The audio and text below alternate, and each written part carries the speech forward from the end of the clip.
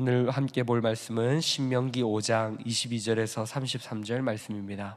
신명기 5장 22절에서 33절 말씀입니다.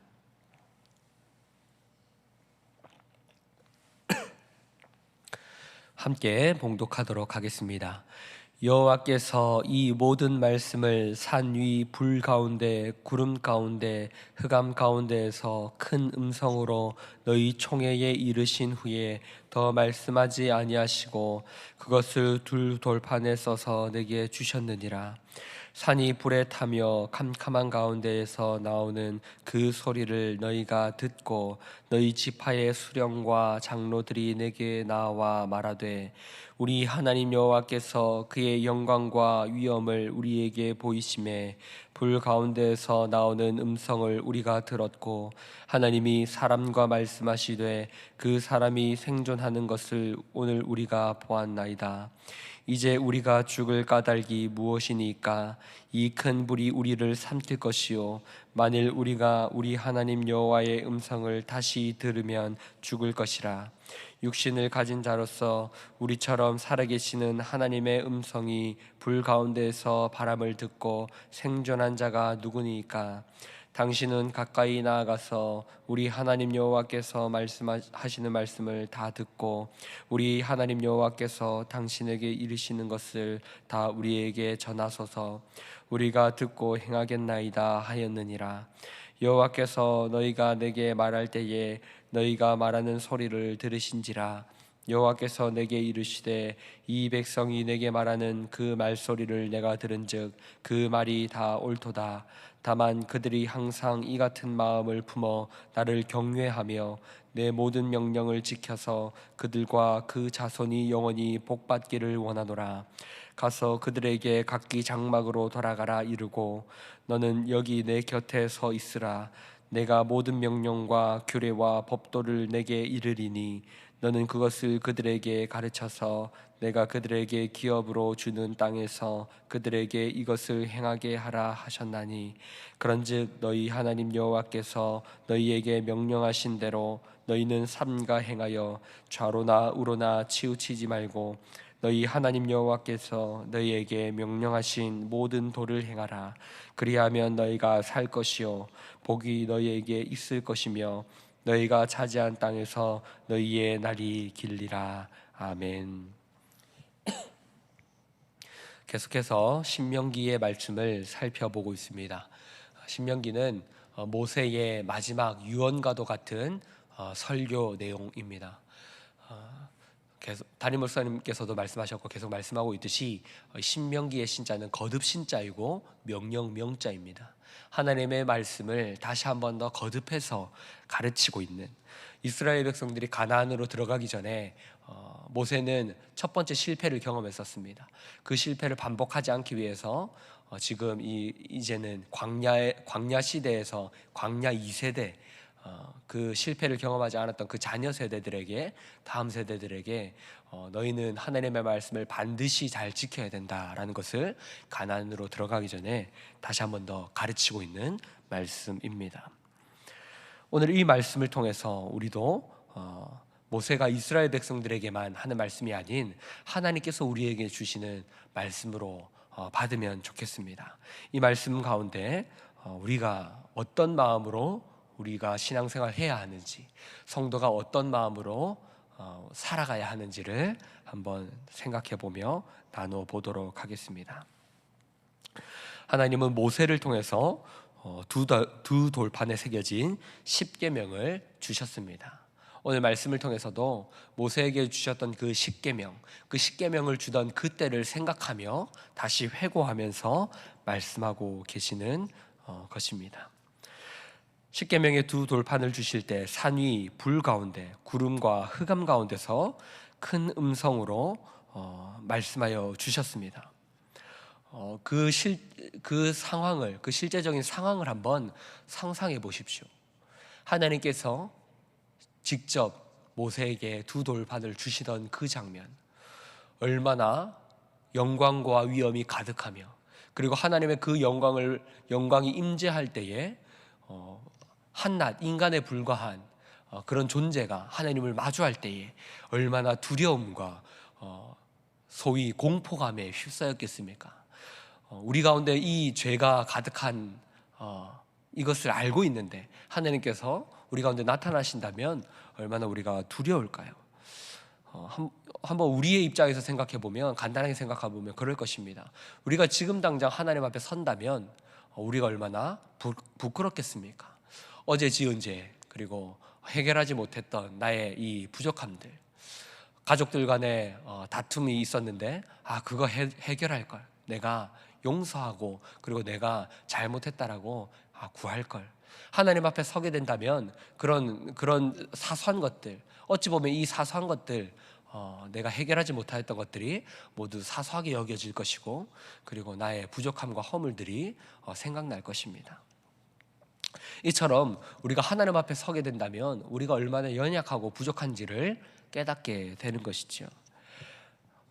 모세는 그 장면을 다시 한 번 더 말씀하고 있는 것입니다. 하나님이 돌판을 주실 때에 그 영광과 위엄, 구름이 가득하던 그때를 생각하며 하나님이 임하셨던 그때, 이스라엘 백성 모두가 두려움에 떨었던 그때를 다시 한 번 더 생각하도록 말하고 있는 것입니다. 29절의 말씀을 다시 한 번 더 제가 읽어보도록 하겠습니다. 다만 그들이 항상 이 같은 마음을 품어 나를 경외하며 내 모든 명령을 지켜서 그들과 그 자손이 영원히 복받기를 원하노라. 하나님이 임재하실 때에 이런 하나님께서 이스라엘 백성들에게 이렇게 말씀하셨던 것입니다. 항상 이 같은 마음을 품어 나를 경외하며, 너희가 지금 그 마음을 변치 말아라. 너희가 지금 나를 두려워하고 나를 경외하던 그 마음을 변치 말아라 라고 말씀하고 있는 것입니다. 하나님이 임재하실 때 이스라엘 백성들은 아주 두려워했습니다. 25절에서 이렇게 말합니다. 이제 우리가 죽을 까닭이 무엇이니까? 이 큰 불이 우리를 삼킬 것이요 만일 우리가 우리 하나님의 음성을 다시 들으면 죽을 것이라. 하나님이 임재하실 때 이스라엘 백성들은 자신들이 죽을까 두려워하고 있었던 것입니다. 공포감에 휩싸이고 있었던 것입니다. 그런데 하나님은요, 이 두려워하는 이스라엘 백성들을 향하여서 너희가 지금 나를 두려워하고 있느냐? 나를 경외하고 있느냐? 하나님이 임재하실 때 공포에 휩싸이듯이 그 하나님을, 위대하신 하나님을 바라보면서 경외하고 있느냐? 너희가 그 마음을 잃지 말아라. 그것을 말씀하고 계신 것입니다. 우리가 하나님을 바라볼 때요, 단순히 아버지, 친근한 아버지로만 생각해서는 안 된다라는 것이죠. 하나님은요, 만물의 주관자이고 세상의 주인이십니다. 종들은요, 주인을 편하게만 여길 수 없는 것입니다. 종들은 주인이 하신 명령들을 자신들이 잘 지키고 있을 때는 그 주인이 오실 때 반가울 것입니다. 하지만 내가 그 명령을 다 온전히 행하지 못하고 있다면요, 주인이 올까, 오실까, 오시지 않을까, 그 주인을 두려워하게 되는 것이 당연한 것이지요. 이처럼요, 우리도 하나님을 생각할 때 하나님 앞에 두려움으로 하루하루를 살아갈 필요도 있는 것입니다. 물론 하나님은요, 우리가 언제든지 하나님 앞에 나와서 모든 어려움들을 내어놓고 기도하기를 원하십니다. 그것이 아버지의 마음인 것입니다. 그러나 하나님 앞에 우리가 온전히 말씀대로 행하지 못하고 말씀대로 살아가지 못하면서도 온전히 하나님을 기뻐하고 죄 가운데 거하면서도 그 삶을 기뻐한다면 그것은 올바르지 않은 삶인 것이죠. 더 나아가서 이것은 구원파적인 삶이 될 수 있는 것입니다. 우리가 말씀대로 살지 못할 때 우리는 두려움이 있어야 합니다. 하나님 앞에 온전히 살아가지 못할 때, 온전한 삶을 살아가지 못할 때에 우리는 하나님을 경외함으로 두려움이 우리 마음 가운데 있어야 하는 것입니다. 이것은 우리가 말씀대로 살 수 있는데 그렇게 살지 못하는 부족함 때문에 그렇다는 것이 아닙니다. 물론 우리는 연약한 인간이기에 말씀을 온전히 살 수 없습니다. 성령 하나님이 주신 능력으로만 살아갈 수 있습니다. 하지만 우리의 마음의 자세는 그러해야 한다라는 것입니다. 우리는 온전한 삶을 살 수는 없지만 우리의 하루하루의 삶 가운데에 그 삶을 갈망하면서 우리의 주인 되신 하나님을 늘 의식하면서 살아가야 한다라는 것이죠. 하나님도 우리에게 그것을 요구하고 계십니다. 다만 너희는 항상 이 같은 마음을 품어서 나를 경외하고 내 모든 명령을 지켜라. 나의 모든 계명들을 너희가 마음에 품고 하루하루를 살아가라. 하나님께서는 그렇게 명령하고 계신 것입니다. 사랑하는 성도 여러분, 우리는 하나님의 말씀을 경외해야 합니다. 이것이 성도가 살아가야 할 자세입니다. 지금 이 시대에 그리스도인들이 많이 무너지고 그리스도인 삶들이 깨어진 이유가 무엇입니까? 가장 첫 번째 이유는 하나님을 의식하는 코람데오의 정신이 사라졌기 때문일 것입니다. 하나님을 두려워하는 마음이 사라졌기 때문일 것입니다. 죄 앞에서 죄를 멀리할 수 있는 첫 번째 우리의 자세는요, 그리고 첫 번째 원리는요, 하나님을 두려워하는 마음입니다.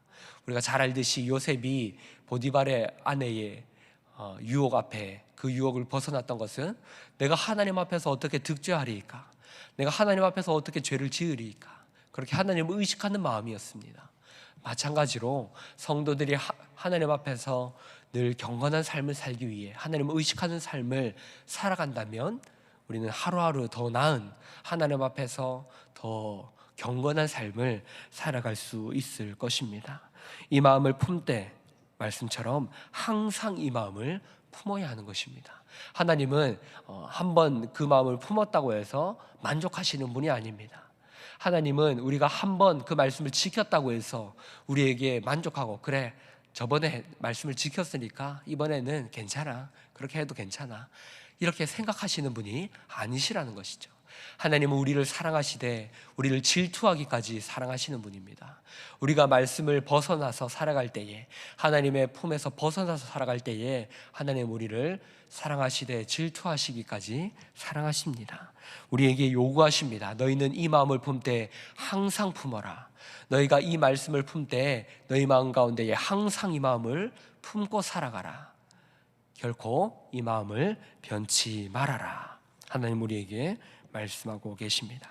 그리고 이것이 어떤 삶입니까? 그 명령을 지키는 것이 영원히 복을 받는 삶이다라고 말씀하고 계십니다. 사랑하는 성도 여러분, 우리는 다른 것이 복이 아니라 주의 말씀을 신뢰하고 주의 말씀대로 살아가는 것이 우리 인생의 가장 큰 복이라는 것을 믿어야 합니다. 그것을 믿는 삶이 성도의 삶입니다. 세상의 원리대로 살아가는 것이 아니라 말씀대로 사는 것이 복되다라는 것을 믿는 것이, 그것이 성도의 삶이고 우리의 삶이 되어야 하는 것입니다. 나의 지혜가 아닌, 나의 생각이 아닌, 세상의 원리가 아닌 말씀이 우리의 기준이 되어서 그 말씀대로 살아갈 때에 세상적으로 오히려 성공하지 못한다 할지라도 그 말씀대로 살아가는 것이 기쁘다라는 것을 우리는 기억해야 합니다. 한번 생각해 보십시오. 이 시대는 물질이 주인이 되는 시대입니다. 물질 만능주의, 만몬이 신이 되어서, 물질이, 돈이 신이 되어서 돈이 가장 최우선의 가치를 가지는 시대입니다. 이 시대를 살아갈 때에 우리가 말씀을 우리의 기쁨으로 삼고 우리의 복으로 삼고 우리의 기준으로 삼지 않는다면 우리의 삶이 무너질 수밖에 없는 것입니다. 물질 앞에 모든 사람이 무너집니다. 물질 앞에 모든 사람이 넘어집니다. 그러나 우리의 마음의 중심에 말씀이 최우선 가치로 설 때에, 바로 설 때에 우리는 그 물질 앞에 무릎 꿇지 않을 수 있는 것입니다. 물질의 유혹 앞에 이겨낼 수 있는 것입니다. 물질이 참된 복이 아니라 하나님이 나의 복입니다 고백할 수 있는 것입니다. 아무리 많은 세상의 부귀영화를 가진다 할지라도 그 중심에 하나님이 계시지 않으면 그것은 모든 것을 잃은 것입니다. 아무리 많은 부와 명예를 누린다 할지라도 그 가운데에요, 하나님의 말씀이 없고 하나님이 계시지 않는다면요, 아무리 많은 것을 가져도 행복을 누릴 수 없는 것입니다. 우리가 그런 사람들을 너무나 많이 보지 않습니까?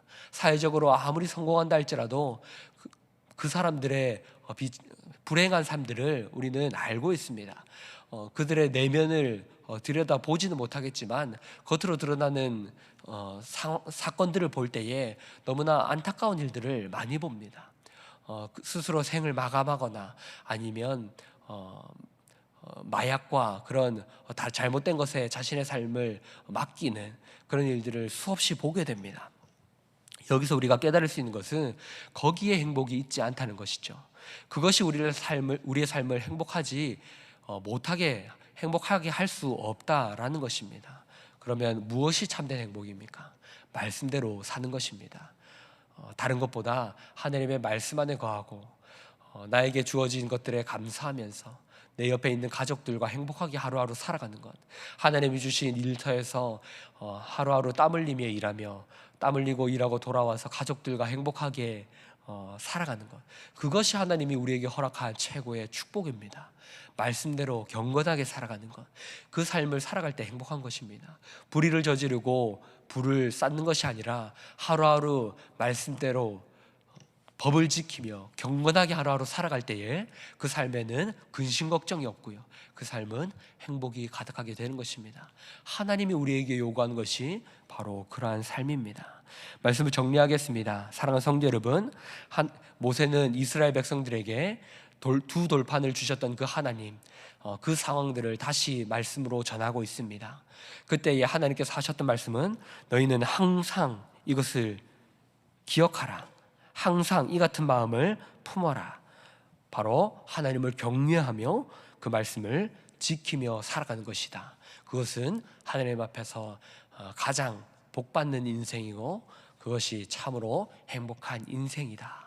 모세는 이 말씀을 이스라엘의 백성들에게 전하였습니다. 이 말씀을 우리도 그 말씀을 우리의 말씀으로 받고 우리의 마음에 새기며 살아갈 때에 저 여러분도 하나님 앞에서 참으로 복된 삶을 살아갈 수 있을 줄로 믿습니다. 저 여러분이 하나님 앞에서 늘 경외하는 삶을, 항상 이 같은 마음을 품고 그리고 하나님의 말씀을 늘 지키며 복된 인생을 살아가시는 저 여러분이 될 수 있기를 주님의 이름으로 축복합니다.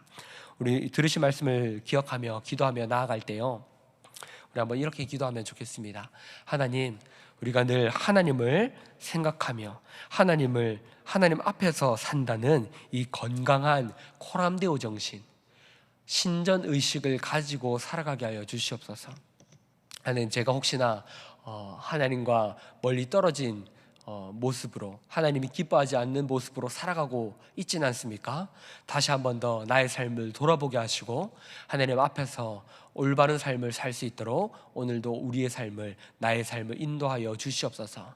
코람데오 정신으로 하루하루가 더욱더 하나님 앞에서 경건한 삶이 되게 하시고 하나님 보시기에 합당한 삶이 되게 하여 주시옵소서. 그리고 이것이 짐이 아닌, 우리에게 멍해가 아닌 참된 기쁨이며 이렇게 사는 것이 더욱더 우리의 삶을 행복하게 한다는 것을 믿고 나아가는 우리가 되게 하여 주시옵소서라고 들으신 말씀을 생각하며 함께 기도하시고요. 앞에 보이시는 기도 제목으로 기도하시되 특별히 4월 21일에 중직자 선출이 있습니다. 선출을 위한 공동회의가 있습니다. 이것을 위해서 또 함께 기도해 주시면 좋겠습니다. 앞에 보이시는 기도 제목으로 기도하신 후에 개인의 기도 제목으로 기도하겠습니다.